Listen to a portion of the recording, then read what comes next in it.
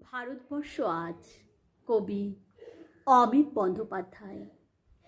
যে শিশুটি প্রতিদিন চায়ের দোকানে কাপডিস থয়, যে শিশুটি প্রতিদিন সকালে রাইটার্স বাবুর বুট পালিশ করে দিচ্ছে, সেও তো আমার ভারতবর্ষ। সারাদিন না খেয়ে সন্ধে নেমে আসার আগে এক্সাইটের ফুটপাত জুড়ে যে শিশুগুলো অন্ধ মায়ের কোলে মাথা রেখে বাবার খাবার আনবার আশায় আশায় ঘুমিয়ে পড়ে, তারাও তো আমার ভারতবর্ষ। এই মুহূর্তে গড়িয়ার বেশ্যা ঘরে যে মেয়েটা জন্ম নিল, সেও তো আমার দেশের অংশ। যে গ্র্যাজুয়েট যুবক হন্যে হয়ে ঘুরে বেড়াচ্ছে, এমপ্লয়মেন্ট এক্সচেঞ্জের দরজায় টোকা দিচ্ছে, বলছে স্যার একটিবার সুযোগ দিন, আমি যে কোনো কাজ পারবো। পিয়ন, ম্যাথর, ঝাড়ুদার, যে কোনো একটা কাজ হলেই আমার চলবে।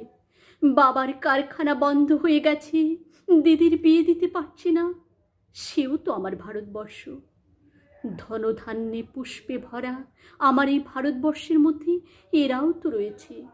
কোন উপমায় এদের কথা বলবো? এসব নিয়ে যখন ভাবি, পাশের বাড়ির লোকটা আমায় পাগল বলে, গলা উঁচিয়ে বলে, নিজের চরকায় তেল দিন মশাই, ওদের কথা ওরাই ভাববে। যে লোকটা মাঝ রাতে রিক্সা চালিয়ে ছেলে মেয়েকে লালন করে, শুনেছি সে নাকি অনেক নতুন খবর দিতে পারে। অথচ সেই লোকটির কাছে যখন দাঁড়ালাম, জানলাম লোকটি বোবা, লিখতেও পারে না এক বর্ণ। ভাবলাম এও তো আমার ভারতবর্ষ।